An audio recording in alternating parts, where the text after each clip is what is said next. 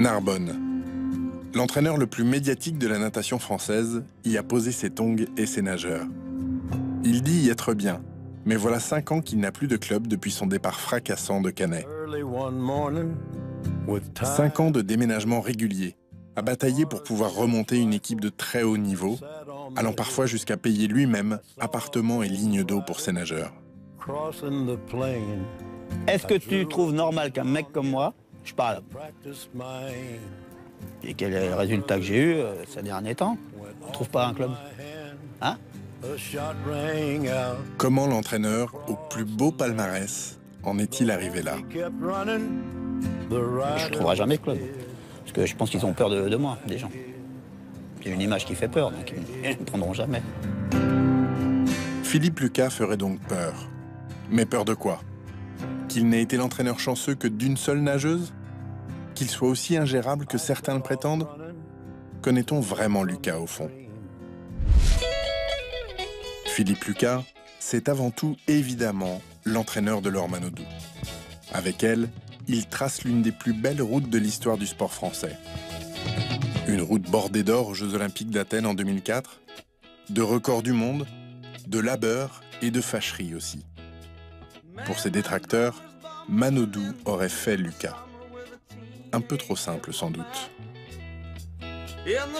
Philippe a existé avant Laure Manodou, c'est-à-dire qu'il faisait partie de ces entraîneurs de la natation française qui étaient là, qui avaient des nageurs en équipe de France et qui étaient pas les plus connus, mais qui constituaient un socle assez important de ce qu'est la natation française. On peut dire que ça a été le génie de Philippe d'aller à la rencontre de Laure et de l'extraire du chemin qu'elle avait emprunté pour l'emmener ailleurs.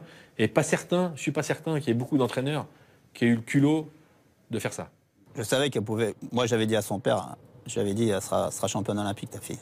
Il a apporté un or olympique en 2004 qu'on n'avait pas connu depuis 1952. Donc il a enclenché la dynamique. Il a montré qu'en étant soi-même, en étant français, en entraînant en France, on pouvait gagner. Et il l'a fait sans langue de bois. On peut imaginer que Laure aurait eu une grande carrière sans Philippe, mais peut-être pas cette carrière-là, et en tous les cas pas aussi rapide. On se pose souvent la question, est-ce que Laure Manodou aurait fait aussi bien avec quelqu'un d'autre? Forcément, Laure Manodou, c'était un bijou, comme on en rencontre rarement, comme beaucoup d'entraîneurs n'en rencontreront jamais dans leur carrière. Mais je crois pas à la chance. Je crois surtout au fait qu'il avait les compétences pour transformer ce diamant, pour le polir en quelque chose d'extraordinaire. Tu sais très bien que quand tu as une nageuse comme Manodou, c'est plus simple. Hein, c'est plus simple de gagner des matchs quand tu as Zidane ou Platini dans ton équipe. Hein. C'est des magiciens, quoi, à un moment. Bon, Laure, le problème, c'est qu'il fallait la faire bosser. Il fallait bien la gérer. Parce que, attention, ça, c'est un cheval de course. Hein. Là, je vous l'annonce. Hein. On a vu les mecs derrière, tous. Hein. Tous, ils ont pris des gaufres, hein. Tous. Parce que quand elle a décidé quelque chose et qu'elle n'avait pas envie de faire quelque chose, c'est compliqué. Il fallait lui amener les choses. Mais moi, j'ai jamais eu de problème avec elle. Il a fait quelque chose de magnifique entre 2004 et 2007. Et il l'a répété derrière. Donc c'est surtout ça. Il a entraîné Esther Baron sur un titre de champion d'Europe. Alors j'ai eu la chance d'entraîner à la fois Laure Manodou après et à la fois Esther Baron. Et ce qu'il a fait avec ces deux filles-là, c'est extraordinaire. Ce qu'il fait aujourd'hui avec Sharon Van den Rouwendaal, c'est extraordinaire. Ce qu'il a fait avec Pellegrini, il est aussi. Il dure. Il dure malgré les circonstances de la vie, malgré certaines choses qui fait que son quotidien n'est pas forcément facile. Il est un peu saltimbanque, nomade des piscines, tout ça. Et chaque année, il y a de la perf. Un mec qui a 63 médailles, 63 ou 65, enfin je sais même plus parce que je lui avais fait le récapitulatif de toutes ces médailles. Et qui a tout ça, je pense que c'est au-delà de Vénard. C'est à un moment, il a un truc en plus que les autres n'ont pas. Pour trouver et comprendre ce truc en plus, il faut revenir chez Lucas, à Melun. Là où il a grandi, dans le troquet de sa grand-mère, mais surtout où est née sa vocation d'entraîneur. De la base, comme il dit, lui qui n'était qu'un nageur médiocre à l'origine. Voilà, c'est un enfant de bistrot. Et c'est, je pense, de là que lui viennent deux qualités extrêmement importantes.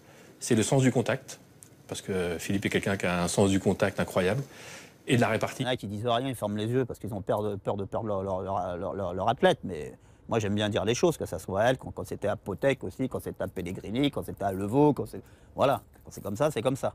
Moi, je veux bien me lever le matin, je veux bien entraîner à 4h30. Je veux bien pas avoir de vacances, de machin, de RTT dimanche, je m'en fous, mais complet. Mais attention, quand on s'entraîne, on s'entraîne. Ils peuvent sortir le soir. Hein. il peut fumer un paquet de clopes, hein. Je m'en fous complètement. Mais attention, le lendemain matin, il faut être bon. Ce que j'aime chez lui, c'est le professionnalisme. Il est toujours là avant les nageurs, il démarre tôt, bien avant que le jour se lève, et il est toujours là le premier. Le plaisir, tu le prends où? Tu le prends à l'entraînement. La compétition, c'est un autre plaisir, c'est après.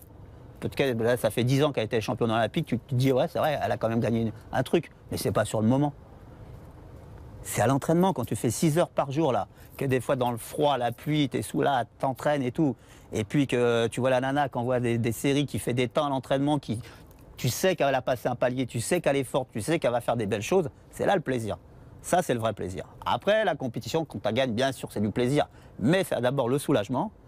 Et après, c'est bien après que tu te dis, ouais, bon, c'était pas mal ce qu'on a fait. Enfin, ce qu'elle a fait. Pas la même chose.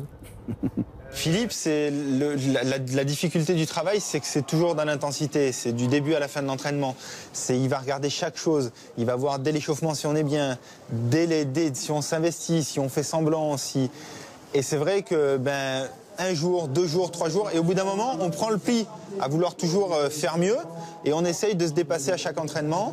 Et Philippe, il le voit, donc il est de plus en plus exigeant aussi, mais à l'arrivée, les résultats sont là. Je pense que son point le plus fort, basé sur du travail, c'est la capacité qu'il a à faire croire aux athlètes à leurs rêves, ou même à les mettre en eux, à leur forcer le rêve à l'intérieur alors qu'ils ne l'ont même pas forcément au départ, manipuler de manière saine, le plus souvent, les croyances des athlètes pour les faire réussir. Et il dit les bonnes choses avant ta course, il te pousse, il te fait croire que tu es la meilleure lorsque tu l'es même pas, et que même dans la course, d'un coup, tu te surprends, quoi. Beaucoup de gens ne savent pas du public extérieur, c'est qu'il a quand même beaucoup de finesse autour de l'entraînement et des stratégies de course. 6 ans du, Sharon? Ou 8? 8. Vous en avez fait 28 alors? Ah, je rigole. Ah. Ce qui m'a appris une chose, c'est savoir dire c'est bien à ces nageurs. Qu'on soit dans l'eau, qu'on soit hors de l'eau, il va parler, il va essayer de comprendre, il va essayer de nous aider. Tu sais, faut bien le connaître l'humain, si tu veux le faire avancer. Hein. Et surtout que quand tu as un athlète que tu aimes, que tu respectes parce que tu t'entends bien avec lui, il faut l'aider. Hein. Et sur le plan humain, et sur le plan sportif, c'est vrai, c'est pas du tout l'image du mec qu'on voit et qui est bourru. C'est pas du tout le même personnage qu'on a à l'entraînement que celui qu'on voit dans la presse. C'est vraiment quelqu'un de terriblement humain. Si tu fais ce qu'il demande, il est gentil avec toi. Il m'est arrivé d'entraîner des filles que je pouvais pas blairer, parce qu'elles étaient connes comme des balais, mais j'en avais besoin. Tu vois, ça m'arrivait. Mais 90%, oui, c'est des filles, ou 80%, c'est des gens que, oui, il y avait quelque chose, il y avait un lien, quoi, bien sûr. Voilà, moi, bon... Mais après, tu sais, quand tu restes longtemps avec un nageur, une nageuse, que tu as fait une partie de son adolescence, comment sa vie d'homme ou sa vie de femme, il y a des choses qui... C'est une histoire, hein, attention. Hein. Alors, en plus, quand il y a la réussite derrière et tout, c'est une belle histoire. Hein. C'est ceux qui ont envie d'avoir mal pour qui ça marche, quoi. Ce que j'aime moins, c'est qu'il a une seule façon de faire. Il a décidé de faire de cette façon-là. Quand ça marche, c'est extraordinaire. Quand ça marche pas, ça broie. Philippe Lucas n'aurait ainsi de guignol que sa célèbre marionnette. Et puis c'est tout. Pour le reste, bon fond, grand coach, exigeant, intransigeant à tendance tête de mule. Grosse tête un peu, même après la période Manodou. À 51 ans, Lucas est encore capable de se mettre à dos toute la natation française pour une bonne brève de comptoir teintée de vérité souvent, au risque de faire le vide autour de lui.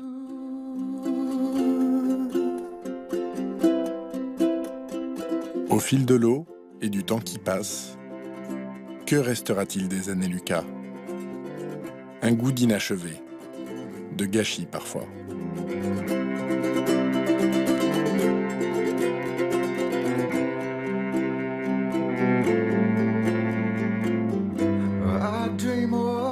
Philippe Lucas et la natation française et l'équipe de France a toujours été assez paradoxal. C'est-à-dire qu'il a longtemps été en marge de l'équipe de France. Il a même été le porte-parole un peu du tiers-état de la natation, des entraîneurs, des 100 grades. Le sport, c'est la jalousie. T'as les mecs qui essayent de te mettre des bâtons dans les roues parce qu'ils sont jaloux de ce que tu produis, ou les résultats que tu as, ou parce que tu es médiatique. Et puis souvent, même c'est pas souvent, c'est tout le temps, tes meilleurs potes, c'est hors de la natation. Hein. Bah, bien sûr, c'est les mecs que tu croises au coin d'un zinc, là, voilà, c'est ça, c'est là que tu passes les meilleurs moments. C'est pas avec les entraîneurs. Hein. J'ai des potes que j'aime bien. Hein. Bien sûr qu'il y en a que c'est des mecs que j'aime bien. Mais ça fait 32 ans que je fais des bassins. J'ai pas passé un 31 décembre avec un entraîneur. Hein. Quand Laure est arrivé, il a été évidemment une pièce centrale du dispositif et il était au sein de l'équipe et voilà, sans lui presque l'équipe de France n'existait pas. Donc ça a créé des jalousies, forcément. Il a gagné beaucoup d'argent, comme on le disait, donc ça a aussi créé des jalousies. Donc on peut pas dire qu'il soit très aimé par tous, ça c'est sûr, d'autant que bon, quand il y a des choses à dire, il le dit. Si je devais vous citer certains exemples, ils seraient nombreux.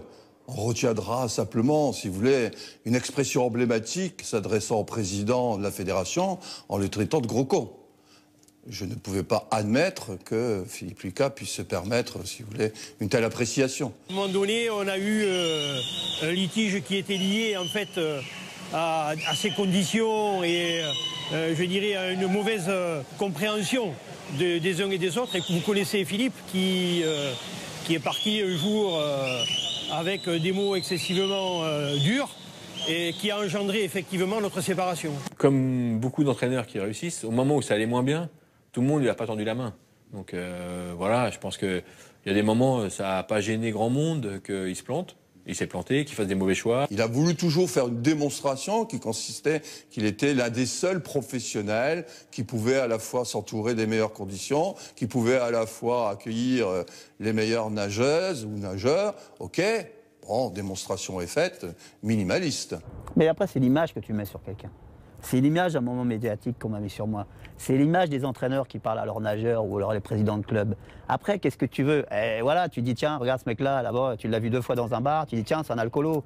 Lui, tiens, là-bas, voilà, tu mets une image sur quelqu'un. Et après, pour s'en défaire, c'est compliqué, quoi, tu vois.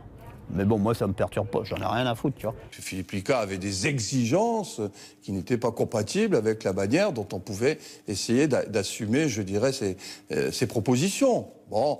Quand on dit, j'en sens certains qui disent, ouais, Lucas, il coûte cher, et c'est des conneries. Je ne connais pas beaucoup de mecs qui auraient balancé le poignon que j'ai balancé pour continuer à entraîner. Et il fallait très bien, si vous n'avez pas de nageur de bon niveau, vous n'existez pas, quoi. Donc, bon, après, les sponsors, je te l'annonce, hein, ils viennent jamais pour le club. Ils viennent pour la gonzesse.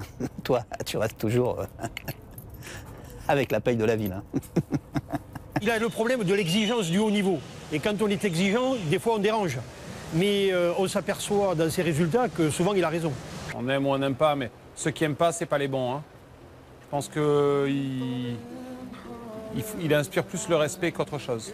Si le président de la Fédération française oublie ce que Philippe Lucas a apporté à la natation, c'est plus que dommage. C'est-à-dire que voilà, il a la mémoire trop courte pour oublier ça. Et la natation française n'en serait pas là s'il n'y avait pas Laure Manodou, mais s'il n'y avait pas eu non plus Philippe Lucas. Moi, entraîner, c'est ma vie, quoi. Je veux dire, je ne me voyais pas arrêter d'entraîner. C'est une passion. J'ai jamais travaillé de ma vie.